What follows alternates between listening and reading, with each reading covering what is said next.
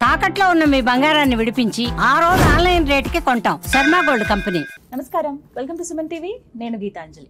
ప్రస్తుతం మనతో పాటు ప్రముఖ ఆధ్యాత్మికవేత్త భట్టిప్రోలు విజయలక్ష్మి గారు ఉన్నారండి. వారితో మాట్లాడతాం. నమస్కారం. నమస్కారం. ఎలా ఉన్నారు? బాగున్నాం. చాలా బాగున్నాను నేను కూడా. చాలా సంతోషంగా ఉంది. మీరు కనిపిస్తే హ్యాపీనెస్ వస్తుంది. చాలా ఆప్యాయంగా మాట్లాడతారు, ఏదో ఒక విషయాలు చెప్తూ ఉండడం గానీ ఇవన్నీ నిజంగానే కొంతమందిని చూస్తే సంతోషంగా ఉంటుంది కదా. నాకు కూడా మిమ్మల్ని చూస్తే సంతోషంగా ఉంది. ఇక వరలక్ష్మి వ్రతం గురించి, అమ్మవారి వైభవం గురించి అసలు ఎన్ని వీడియోలు చేసామో మనం. చాలా మంచి రీచ్ ఉంది. అలాగే చాలా మంది కొన్ని క్వశ్చన్స్ కూడా అడుగుతున్నారు డౌట్స్ పరంగా. అందులో అడిగింది ఏంటంటే, వరలక్ష్మి వ్రతం 3వ వారం మేము చేసుకోలేకపోయామండి, ఇంకా ఏమన్నా అవకాశం ఉందా? ఎందుకంటే ఇప్పుడు 2 వారాలు ఉన్నాయి. ఈ 2 వారాల్లో వ్రతం లాగా అసలు ఆచరించవచ్చా అని అడుగుతూ ఉంటారు. చక్కగా ఆచరించవచ్చు. మామూలుగా అయితే వ్రతంలో వరలక్ష్మి స్వప్నంలో చెప్పిన దాని ప్రకారం పౌర్ణమి ముందర ఏ వారం వస్తే ఆ శుక్రవారం. అది ఈసారి 3 వచ్చింది. ఎప్పుడు సాధారణంగా 2 వస్తుంది, ఈసారి 3 వచ్చింది. నష్టం లేదు. అంటే ఈసారి 5 శుక్రవారాలు వచ్చాయి నెలలో. అందుకని ఆ మధ్య శుక్రవారం ఏదైతే అదే వస్తుంది ఎప్పుడు, అది వచ్చింది. ఇంకా తర్వాత ఈ వారం చేసుకోలేకపోయాం, ఇబ్బంది వచ్చింది. ఆడవాళ్ళకి ఎన్నో ఇబ్బందులు వస్తాయి, ఇబ్బంది వచ్చింది. ఒక్కోసారి వర్క్ పరంగా కూడా మనకు ఆ రోజు లీవ్ దొరకో, ఏదో అవసరం రావచ్చు కూడా. అలాంటప్పుడు 4వ వారం చేసుకోవచ్చు, తప్పలేదు. 4వ వారమే కాదు, ఆ వారం కూడా కుదరకపోతే 5వ వారం కూడా చేసుకోవచ్చు, తప్పలేదు. శ్రావణ శుక్రవారాలు అన్ని రోజులు చేసుకోవచ్చు. వరలక్ష్మి వ్రతం అంటే ఆ రోజే. కానీ ఆ రోజు కుదరని వాళ్ళు ప్రత్యామ్నాయంగా తర్వాత వారమో, అంటే తర్వాత శుక్రవారమో, ఆ తర్వాత శుక్రవారమో చేసుకున్నా నష్టమేం లేదు, తప్పు లేదు. ఒకసారి చెప్పాను అనుకుంటా, మా కజిన్ ఒక ఆవిడ ఎప్పుడు శుక్రవారం అందరూ చేసే వరలక్ష్మి వ్రతం వారం కంటే ఒక వారం ముందర చేస్తుంది. ఏమని అంటుంది, అందరూ మా ఇంటికి వస్తారు కదా, వాళ్ళ ఇంట్లో పూజలు ఉంటే మా ఇంటికి అందరు రారు. చాలా పెద్దగా అసలు చక్కటి సినిమా సెట్టింగ్ లాగా పెట్టి ఎంత బాగా చేస్తుందో అనమాట. అద్భుతంగా చేస్తుంది, చాలా సంతోషంగా ఉంటుంది.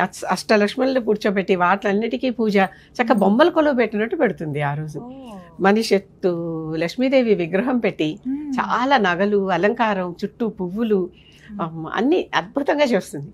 ఇంత చేశాక నాకు అందరూ రావాలి కదా, ఎక్కువ మంది ముత్తైదులు పండుగ రోజున అసలు రోజున పిలిస్తే రాలేరు. ఒక రోజు ముందర పిలిస్తే వాళ్ళ ఇంటికి ఆ రోజు ప్రత్యేకమైన పూజ ఉంటుంది కనుక అందరూ వస్తారంటుంది. ఎంత బాగుంటుందో, నాకు నచ్చింది ఆ ఆన్సర్ కానీ ఆ పద్ధతి కానీ నచ్చింది. మళ్ళీ తర్వాత మళ్ళీ చేసుకోవచ్చు, తప్పే ఉంది. ఇంకా వారింట్లో అప్పుడు ఎక్కువ మంది రాకపోయినా పక్క చుట్టుపక్కల 2-3 పిలుచుకున్నా చాలు అప్పుడు. కనుక ఎలా అయినా చేసుకోవచ్చు. మనసే ముఖ్యం. అసలు మనసుతో, భక్తితో, శ్రద్ధతో, ఇష్టంతో, ఇష్టం, ముచ్చట, సంబరం, ఆ సందడి అలా ఉంటుందన్నమాట. అలా ఉంటే ఎంత బాగుంటుంది. అసలు పండగంటేనే అది కదా. పండగంటేనే అందరూ అంతసేపటికి వంటలు వండుకోవటం, తినటం అనే కాకుండా నలుగురు కలిసి ఒక చోట చేరి ఒక సంబరంగా ఉండటమే అసలైన పండుగ. పండగ వచ్చింది మా ఇంటికి అంటాం చూడండి, ఎవరైనా నలుగురు వస్తే. అలా ఆ పండుగలాగా చేసుకోవాలి. చక్కగా చేసుకోవచ్చు. 4వ వారం చేసుకోవచ్చు. ఇప్పుడు చేసుకునే ఏ పద్ధతిలో అయితే 3వ వారం చేసుకోవాల్సిందో అది మిస్ అయింది కనుక 4వ వారం ఆ పద్ధతులతో హ్యాపీగా చేసుకోవచ్చు. ఏమీ తప్పలేదు. మళ్ళీ కూడా చక్కగా తోరాలు కట్టుకోవచ్చు, మళ్ళీ చేసుకోవచ్చు. మళ్ళీ చక్కగా ముత్తైదుల్ని పిలిచి వాయినాలు ఇవ్వచ్చు, అన్నీ చేసుకోవచ్చు. అయితే కొంతమంది ఏమో మాకు వ్రతం ఆనవాయితీ ఏం లేదండి, కలశం కూడా మేము పెట్టుకోము, మామూలుగా అమ్మవారి ఫోటో పెట్టుకుని మేము పూజ చేసుకుంటాం అంటారు. అలాంటి వాళ్ళు అంటే ఈ 4వ శుక్రవారం ఎలా పూజ చేసుకోవాలి? వాళ్ళు కూడా అదే, వాళ్ళు ఎప్పుడు ఎలా చేసుకుంటారో ఇప్పుడు కూడా అలాగనే. మళ్ళీ వాళ్ళ కలశం అది కొత్తగా అలవాటు లేకపోతే పెట్టుకోవాల్సిన అవసరం లేదు. కానీ పెట్టుకున్నా తప్పులేదు. ఇంటి పురోహితుడు ఎవరో ఉంటారు కదా, వాళ్ళని ఒకసారి సంప్రదించి పెట్టుకోవచ్చా పెట్టుకోకూడదా, పెద్దవాళ్ళు అయితే పెట్టుకోవద్దన్నారు, ఏం చేయమంటారు అని అడిగితే వాళ్ళు చెప్తారు. అంటే ఒకళ్ళు మీకు పెట్టుకోవాలన్న ఆశ ఉండి అలాంటి వాళ్ళు చాలా మంది తగులుతున్నారు ఈ మధ్య. ఎందుకంటే రాజుగారు కొడుకుని తీసుకెళ్ళి ఒక పెద్ద మందిరంలోకి తీసుకెళ్ళి వాళ్ళ మహల్లోకి ఈ 6 గదుల్లోకి వెళ్ళకన్నా 7వ గదిలోకి వెళ్ళొద్దు అంటాడు. ఆ 7వ గదిలోకే వెళ్తాడు పిల్లాడు. అంటే ఏదో ఇంట్లో పెద్దవాళ్ళు చేయొద్దంటే చాలా మందికి అదే చేయాలన్న కుతూహలం ఉంటుంది. అలాంటప్పుడు సొంతంగా సాహసించి ఏం చేయకుండా పురోహితుడిని అడగండి. హితం కూర్చేవాడు కదా కనుక వాళ్ళు మనకి మంచిగా చెప్తారు. ఏదో ఆ పురోహితుడిని అడిగి దానికి కావాల్సిన పరిహారమో ఏదో చేసేసుకుని అలా చేసుకోండి. కొంతమందికి కోరికలు ఉన్నాయి కనుక అలాంటి వాడి కోసం చెప్తున్నా. కానీ ఈ మధ్య వింటున్నాం కూడా ఏంటంటే, మాకు కలశం ఆనవాయితీ లేదు, అలా చెప్పినా కూడా ఇలా మా కోడలు ఇలా చేసుకుందండి, ఇట్లా గొడవలు అవుతున్నాయి, ఇలా జరుగుతున్నాయి, ఆనవాయితీ లేకుండా అసలు ఇలాంటివి చేయకూడదు పూజ విషయంలో. గొడవలు వేరే విషయంలో అవుతున్నాయా, కలశం పెట్టినందుకే అవుతున్నాయా? కలశం పెట్టావు కనుక అప్పటి నుంచి గొడవ మొదలు పెట్టుకుంటే అది వీళ్ళు తెచ్చిపెట్టుకున్న గొడవే. కానీ మామూలుగా కలశం పెట్టుకున్న తర్వాత కూడా సఖ్యంగానే ఉంటూ ఇంకేదన్నా అడిషనల్ గా బయట నుంచి ఎక్స్టర్నల్గా వచ్చిన దానివల్ల అవుతూ ఉంటే ఒకవేళ ఈ దోషం ఏమన్నా అక్కడికి వచ్చిందేమో అని ఆలోచించుకోవచ్చు. సో ఒకసారి మనమే చూసుకోవాలి. మనమే కావాలని గొడవ పెట్టుకుంటుంటే ఎట్లా? అది తప్పే కదా. అంటే ఎవరో ఒకళ్ళు సర్దుకోవాలి కదా. ఎప్పుడు కూడా ఇద్దరు కలిసి ఉండాలంటే కొంచెం వీళ్ళు సర్దుకోవాలి, కొంచెం వాళ్ళు సర్దుకోవాలి. అప్పుడే ఆ సహజీవనం అనేది కుదురుతుంది. అత్తగారికి కోడలికి కానీ, భార్యకి భర్తకి కానీ, అందరికీ తోడి కోడళ్ళ మధ్యలో కానీ, ఎవరి మధ్యలో కానీ, అంతే కదా. కనుక తప్పనిసరిగా ఇలాంటి సందేహాలు ఉన్నప్పుడు అత్తగారు కోడలు ఇద్దరు కూడా ఒక పురోహితుడిని పిలిచి, ఒకే పురోహితుడిని పిలిచి కూర్చుని ఆయన ఏం చెప్తారో అది చేసేస్తే సరిపోతుంది. ఎవరికైనా కావాల్సింది ఇంటి మంచే కదా. మన ముచ్చట కంటే కూడా ఇంటి మంచి ముఖ్యం కదా. అంతే, బాగుండాలని. మరి ముఖ్యంగా ఇంటి విషయంలో ఇంటి కోడలు అత్తగారు వీరే ఆలోచించాలి. అది వాళ్ళ పద్ధతి ఆలోచించాలని శాస్త్రం చెప్తోంది. ఎందుకంటే మీరు ఆ గోత్రంలోకి వచ్చేసారు కనుక పెళ్లి తర్వాత ఆ పెళ్లి చేసుకున్న ఆడపిల్ల ఆ గోత్రం మంచి చెడులు వీళ్ళ బాధ్యత ఇహ తర్వాత నుంచి. అత్తగారు ఉన్నాళ్ళు ఆవిడ చూసుకుంటుంది. ఆ తర్వాత మీ మంచి మీరే చూడాలి. మీరు మళ్ళీ నెక్స్ట్ జనరేషన్కి అప్పు చెప్పాలి. అంతే. మరి ఫ్యామిలీలో ఉండేటటువంటి వంశాచార పద్ధతుల్ని కోడలికి చెప్పే హక్కు చట్ట ప్రకారంగా కూడా అత్తగారికి ఉందమ్మా. తప్పలేదు. చెప్పకపోతే ఎలా తెలుస్తుంది మన ఇంట్లో పద్ధతి ఇది అని? చెప్పాలి కదా, తెలుసుకోవాలి. అలాగేనమ్మా ఒక్కొక్క వారం ఒక్కొక్క నైవేద్యం నేను పెట్టుకుంటున్నానండి లక్ష్మీ అమ్మవారికి. మరి ఈ 4వ వారం ఎటువంటి నైవేద్యం పెడితే బాగుంటుందని కొంతమంది అడుగుతున్నారు. అమ్మవారికి ఎప్పుడు కూడా అసలైనటువంటి ఇవి శనగలు నానబెట్టి నైవేద్యం పెడతారు. శనగలు బృహస్పతికి సంకేతం, గురువు అంటే మంచి బుద్ధి ఇవ్వాలని చెప్పి కోరుకోవటం అనమాట. అక్కడ ఆవిడికి అది ఇష్టమని అది తీసుకొచ్చి పెడుతూ ఉంటారు. ఎందుకంటే లక్ష్మీదేవి భృగు కుమార్తె, భార్గవి కదా. కనుక అట్లా అలాంటివి కనుక ఈ రకమైనటువంటివి ఇష్టం అని చెప్పి అలాంటి పనులు చేస్తూ ఉంటారు.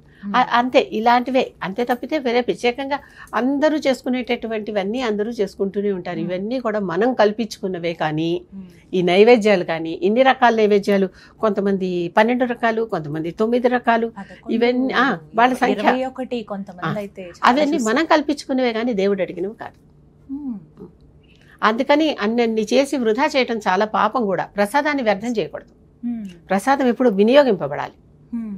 ప్రసాదాన్ని చక్కగా శనగలు వినియోగింపబడాలి. ప్రసాదాన్ని వ్యర్థం చేయకూడదు. అది అందరూ గుర్తుపెట్టుకోవాలి. అందుకనే ఇంటికి వచ్చిన వాళ్ళందరికీ కూడా శనగలు ఇస్తాం. మిగిలిన వాయినముల్లో అన్ని కలిపి ఇవ్వని చూడండి. శనగలు ఎందుకంటే అమ్మవారికి ఇష్టం కనుక ఆవిడకి నైవేద్యం పెట్టి అవి ఇస్తాం అందరికి. మన ఇంట్లో వండుకున్న బూరెలు గారెలు కొద్దిమందికి ఇస్తాం కానీ వచ్చిన అందరికి ఇవ్వం. అదే అసలు చేయాల్సింది. అది మిగిలినవన్నీ మన ఇష్టం. మన ఇష్టం కొద్దీ మనం 90 చేసుకున్నా తినగలిగితే, పంచగలిగితే అది మన శక్తి. చేయటం కూడా ఓ శక్తి. చెయ్యాలి, తినాలి, పంచాలి. ఏదైనా ఒక్క నామం చెప్పండి అమ్మా అమ్మవారిది. ఈ వారం చక్కగా మేము పూజ చేసుకుంటామండి అమ్మని నిత్యం స్మరించుకోవటానికి అన్నట్టుగా ఏదైనా అమ్మవారి నామం ఏదైనా. నారాయణ వల్లభాయే ఆ నామం చాలా, అంటే ఫలానా ఆయన భార్యమ్మ నువ్వు అంటే చాలా ఇష్టపడుతుందని కనకధార స్తోత్రంలో చెప్తారు. నమస్తు నారాయణ వల్లభాయే ఆ నామం వాడు చాలా ఇష్టపడుతుంది. ఈ రోజుల్లో చాలా మంది కూడా భర్త పేరు చివరలో తగిలించుకుని పేర్లు రాసుకునే వాళ్ళు కూడా ఉన్నారు. అవునా? అలాగే వైఫ్ ఆఫ్ అని రాసుకునే వాళ్ళు కూడా ఉన్నారు. ఎవరు ఇండిపెండెన్స్ వాళ్ళకి. మళ్ళీ ఆవిడ చాలా ఇండిపెండెంట్. తనకు అవమానం జరిగితే ఏం ఉండలేదు. ఆ భర్తను కూడా వదిలేసి వచ్చేసింది. నువ్వు మళ్ళీ నాకు జరిగిన అవమానాన్ని తీర్చేదాకా నేను రాను అని కూడా చెప్పి వచ్చేసింది. అలా ఉంటూనే ఆయన భార్యని అని చెప్పుకోవటం వాడికి చాలా ఇష్టం. కనుక నారాయణ వల్లభాయే నమః అని అది చక్కగా మంచి మంత్రం. అలాగే ఈ వ్యూహలక్ష్మి మంత్రం చెప్తే అమ్మవారు మనకున్న అన్ని దరిద్రాలు తీర్చేస్తుంది అని ఒక నమ్మకం. ఈ వ్యూహలక్ష్మి వెంకటేశ్వర స్వామి వక్షస్థలం మీద కుడివైపున కొలువై ఉండి స్థితంగా, అంటే పూర్తిగా స్థిరంగా అక్కడ నిలిచిపోయి ఉన్నటువంటి మహాలక్ష్మి. ఆవిడ మంత్రం చాలా తారక మంత్రం అన్నమాట. కష్టాల్లో ఉన్నటువంటి వాళ్ళకి, దరిద్రంలో ఉన్న వాళ్ళకి చాలా చాలా గొప్పగా ఉపయోగించే మంత్రం. ఆ మంత్రం చెప్తాను. ఓం శ్రీ ఓం నమః. ఓం పరమలక్ష్మ్యై విష్ణువక్షస్థితాయై ఆశ్రిత తారకాయై రమాయై నమో వహ్నిజాయై నమో నమః. ఈవిడ వహ్నిజ. భృగు మహర్షి యజ్ఞం చేస్తే ఆ యజ్ఞకుండలో నుంచి వచ్చింది. వహ్ని అంటే అగ్ని, అగ్నిలో నుంచి వచ్చింది ఆవిడ. అమ్మవారి పేరు ఎన్నో నామాలు అమ్మవారి. ప్రతి నామానికి ఒక అర్థం ఉంటుంది ఖచ్చితంగా కదమ్మా. ఆవిడ ఆశ్రిత తారిక, రమ, విష్ణువక్షస్థిత, ఇన్ని చెప్పారు. ఇలా అమ్మవారి నామాలు ఇలా తలుచుకుంటే చాలా మంచిది. ఈ మంత్రం నిజంగానే అవసరం వచ్చినప్పుడు, మనం కష్టంలో ఉన్నప్పుడు చాలా అత్యవసరం వచ్చి మనం దరిద్రంలో ఉన్నప్పుడు చేసుకుంటే చాలా మంచిది. నమ్మి చేసుకునే వాళ్ళు చక్కగా శుక్రవారం నాడు ఏ రోజైనా పర్వాలే, మన మనసులోనే మంచి ఉండాలి. చక్కగా ఒక 108 సార్లు చేసుకుంటే మరీ మంచిది. 108 అంటే ఒక మాలా మంత్రం అంటాం వీటిని. ఒక మాల చేసుకుంటే చాలా మంచిది. అది చక్కగా మనని కాపాడుతుంది. థ్యాంక్ యూ సో మచ్, చాలా చక్కగా చెప్పారు. నమస్తే.